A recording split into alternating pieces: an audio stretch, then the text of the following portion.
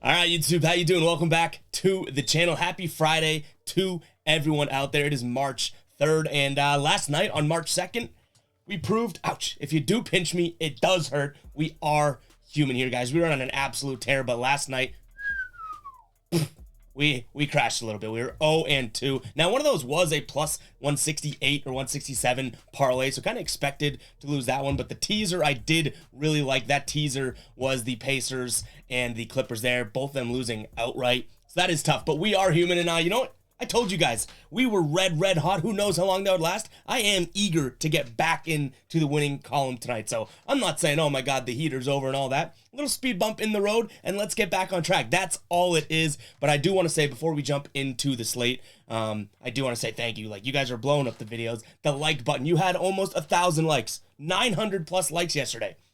You guys realize you're psychos, right? Like psychos. Underline, bold, italicized, exclamation point at the end. You watching this right now are a psycho, but I love it. Guys, let's see if we can get 200 likes on today's video again. I love the comments of odds that this video gets 200 likes, minus 1,000, that type of thing. You guys have been crushing it, and I cannot thank you guys enough. If you are new, make sure to hit that subscribe button as well. Would greatly appreciate it. We are grinding towards 20,000 subscribers, and we're not stopping until we get there. But yeah, let's jump into each and every game like we do in every single video. I'll give you my lean. I'll talk about the game. I'll let you know what I'm thinking, but my final plays will be in the pinned comment, guys. Cannot stress that enough. Everything I'm actually going to be rolling with will be in the pinned comment. So if you want to ride with me, or if you do want to fade me, those plays will be in the pinned comment, and I update it throughout the day. So if you only see one play, you know, maybe check back later. Sometimes we only have one play on the night. Sometimes we have a bunch. So make sure to keep an eye on that pinned comment. And we are trying to figure out the best way to operate that pinned comment moving forward. Got a lot of feedback over the last couple videos, so I thank you guys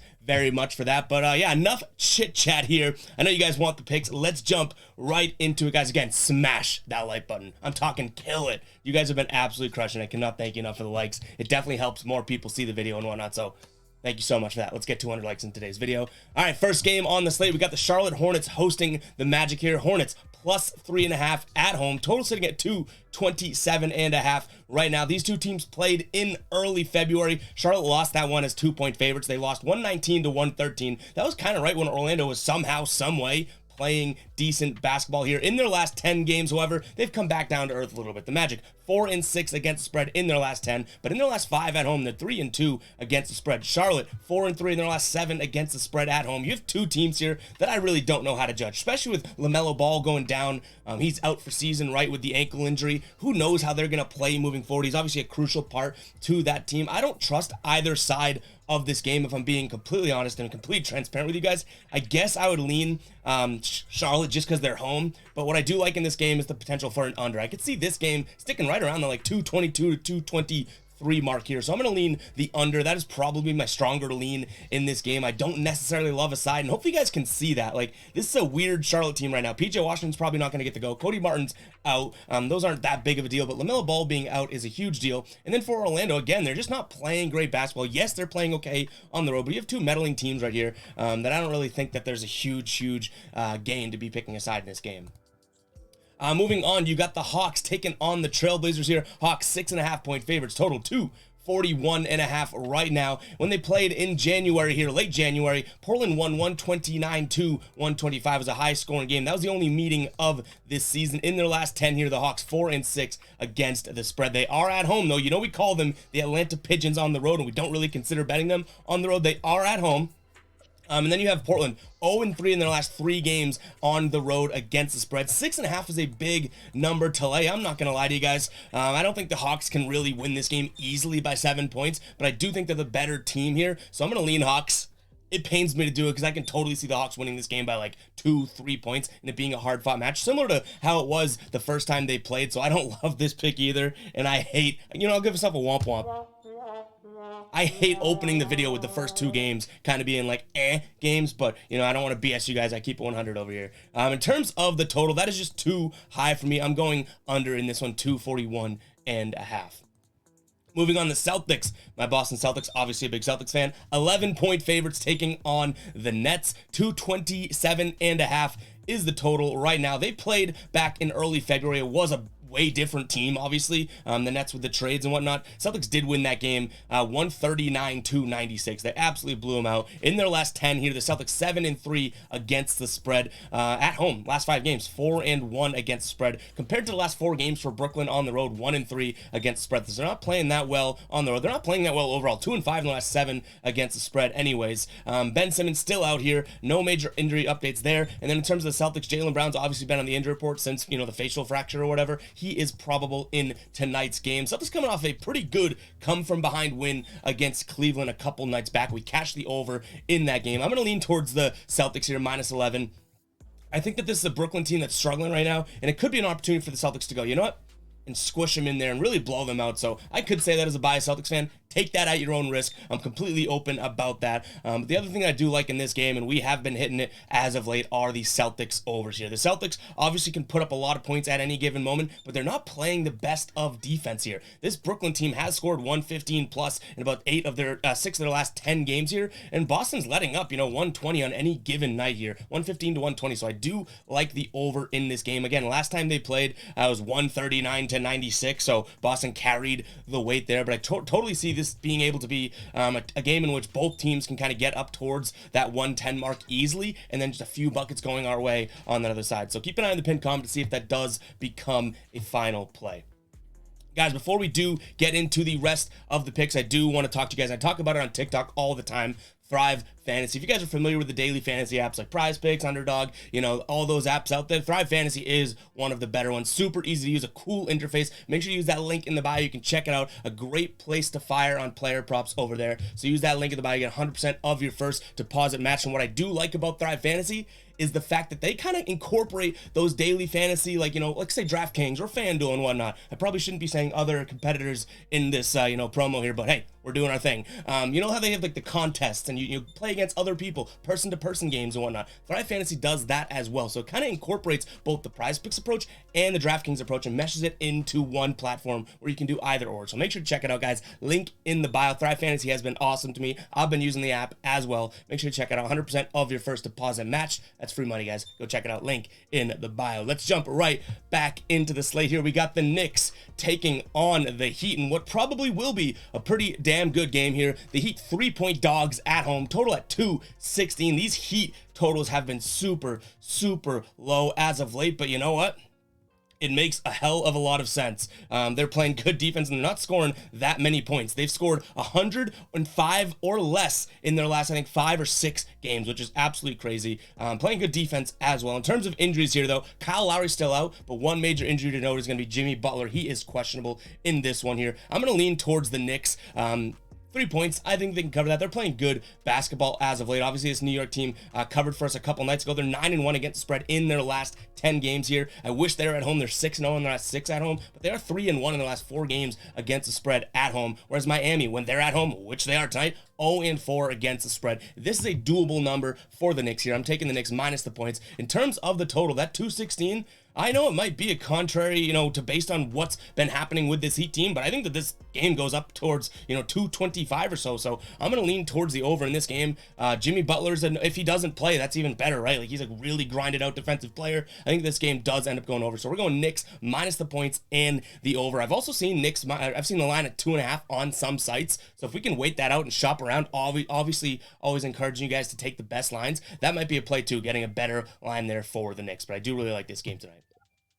Moving on, we have the Thunder hosting the Jazz. I feel like these two teams have played like a million times, but that's just because they played, I think, once in the last month, you know what I mean? My brain's like, oh my God, they've played a million times. They played once this season. I'm a dum-dum. But that was on February 23rd here. OKC losing that game by 1. We did cash that game. We had OKC +2. They lost by 1. So that was a win for us. The Rumbling Covering Thunder came through for us. But anyways, OKC +1.5 in this game. Total at 233.5. I think it's very close to the same line in total that they had when they first played. But the one thing I don't like here is OKC 1-4 against the spread in their last 5 games at home. Obviously, Shai Gilgeous-Alexander has been on the injury report. He is downgraded to out already tonight, so they're a no-go with him. In terms of Utah here, no Jordan Clarkson. So 2 major guys. Obviously, Shai is way more of a major guy for OKC, but Jordan Clarkson valuable minutes for that Utah team. I do think that without Shai Gilgeous-Alexander, it's not a Thunder play. If he was playing, I'd be on the Thunder. I'll be completely honest. So it kind of swings at 3 or 4 points for me. So I'm going to lean Jazz here minus the points. In terms of the total,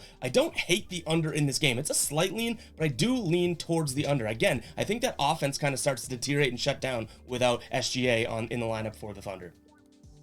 Guys, not another break from the slate here, but I do want to talk to you guys about becoming a baller here, guys. If you haven't subscribed, hit that subscribe button and become a baller today, guys. $2.99 a month. It's one way to support the channel. I cannot, holy hell, guys, cannot thank you guys enough for all of the new support and the new ballers. You guys are absolutely clicking that join button, and I cannot thank you enough. And I hope you guys appreciate the value I'm at least trying to provide. We have the model making series where we go and show you guys how to make models. More to come on that as well. Getting into a player prop model pretty soon. And then we also just have our daily models coming up for you guys. The spread model, the total model, and the player points, rebounds, and assists model coming to you guys via a link every single day. Make sure to check out that and become a baller today, guys. $2.99 a month. It's literally, you can buy 2 Starbucks coffees with that. And for a month, I think it's worth it, guys. I do put a lot of work into those models. And, a lot of sites are selling their models for like 50 to 100 bucks a month. One, I'm showing you guys how to do it your damn self. And 2, if you don't want to do it yourself, you're getting the $2.99 model that's profitable on the season. So make sure to check that out, guys. But let's get back to it. I hate doing the plugs and whatnot, but we got to pay the bills and keep the lights on over here because we went 0-2 last night. Who knows if that keeps going? All these lights shut off. But let's move on here. We got Chicago taking on the Suns. Chicago 4.5-point dogs at home. Total sitting at 223.5. We go right to the injury report for Phoenix. Kevin Durant not on there. Looks like he is good to go. Terrence Ross also questionable in this game for Phoenix. No major injuries on Chicago's side of things, but Chicago 2-8 against the spread in their last 10 games, 3-7 straight up. They're not playing very good basketball. Phoenix in their last 6 games against Chicago, 4-2 against the spread. This is a low number. I do lean Phoenix, even with Durant figuring it out and trying to work into the lineup and all that. He's so good that I don't think it really matters. They did, only beat, what was it, by 14 or something like that? They barely covered against Charlotte, but I still think this offense can click.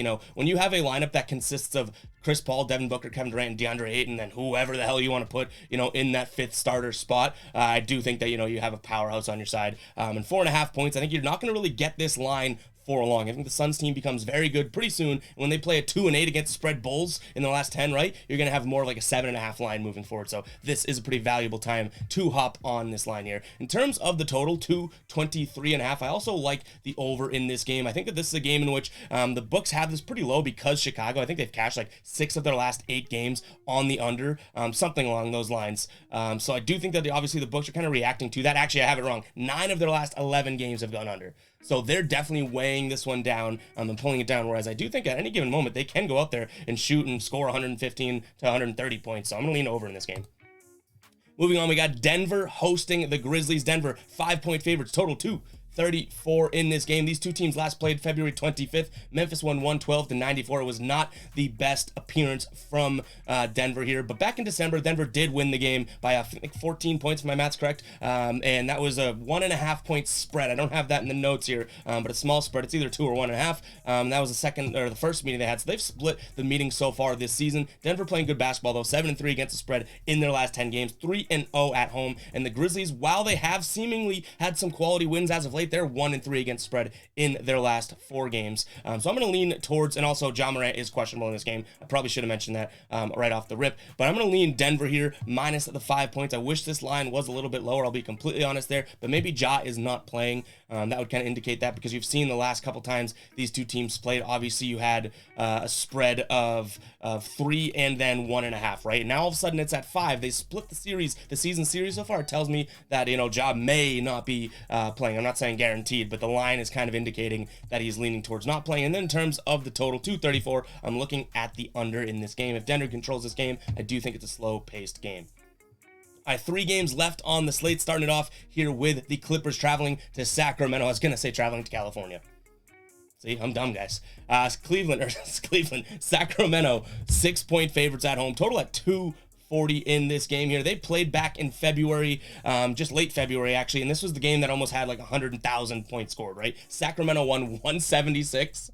to 175. That is absolutely absurd. The time before that was early December, and they won 123 to 96. The time before that, Sacramento actually covered. They lost by 2 points, but it was a 2.5 point spread. So against the spread this season, the Sacramento team is absolutely dominating this this Clippers team here. I do think that that continues tonight. I think that they match up really, really well. And then if you look at the Clippers injury report here, this is crazy, man. They just like, is their starting lineup questionable, right? Paul George, Marcus Morris, Kawhi Leonard, Norm Powell, and Ivica Zubac, all questionable in tonight's game. Actually, Kawhi is out, excuse me. In terms of the Kings here, De'Aaron Fox is questionable, same with Rashawn Holmes. I do think that this is just a really good matchup for the Kings. They're playing really good basketball against spread. They've covered 5 of the last 6 games. They've covered 4 straight games against some decent competition as well. I'm going to lean Kings here minus the 6 points. It's a big number, but I'm truly not afraid of it tonight. In terms of the total, 240 is a little too high for me, so we're looking at the under. Moving on, second to last game here, we have the Warriors taking on the Pelicans here. 230.5 is the total. Warriors 4-point favorites at home right now. That Warriors team looking not too shabby last night with a 115-91 win over the Clippers. Even without Steph, they still have covered in 6 of their last 10, or won 6 of the last 10 games. They've covered 4 straight games. Now that's with a competition. This is the first quality really cover, I would say. They covered against Houston. They covered against Minnesota. They covered against Portland. And they covered against the Clippers last night, which I would give them as sort of a quality win there. I don't know if they get it done again tonight. I'm kind of on the fence with this one. I do think my lean is Golden State because I don't really trust much of the Pelicans as of late here. They've only won 3 of their last 8 games or so. They've won 1 of their last 5 games. Yes, it was their last game against Portland 2 nights ago or so, but I do still think I lean Golden State. I don't totally love this spot, but make sure to keep an eye on the pin comment like I always tell you guys to see if anything sort of progresses there. In terms of the total, it's a very sharp line. I'll give them credit here at 230.5. I think this game probably is in the high 220, so by default I'm leaning under, but we'll see where that ends up too. I don't love this play or this game overall, if you couldn't really tell. But let's move it on here. We got Minnesota traveling to the Lakers. This one's essentially a pick'em here. Lakers are +1. I've seen on plenty of sportsbook. This is a pick'em game, meaning there's no spread. You know, you pick either side of it. Pretty much a money line game. I am gonna report off of here Lakers +1 because that is the line that we have access to right now. So Lakers +1 at home, total sitting at 228.5. I've also seen that at 228 on some books, so this game is all over the place. Obviously, LeBron James out indefinitely here. What do they say? At least 3 weeks, or he'll be reevaluated in 3 weeks. But then in terms of other injuries, Anthony Davis and Dennis Schroeder, both probable for tonight. D'Angelo Russell is a no-go. Minnesota, no major injury updates there. I think that this Lakers team, this would be a slam dunk play, no pun intended, talking basketball, talking slam dunks. I do think that this would be a Lakers play if LeBron was healthy, no kidding. I'm still going to kind of go out on a limb and say Lakers +1 is the play. They are at home here. They are missing, obviously, one of the best players in the world. I don't want to, not stress that enough, but I think that they can get this done at home here. Total 228. I don't mind the over in this game either. And guys, that is all I have for you guys for today's NBA slate. Again, check out Thrive Fantasy. You won't be disappointed. Use that code GuyBoston or just use the link in the description. I'll catch you guys in the next video, all right? Peace out.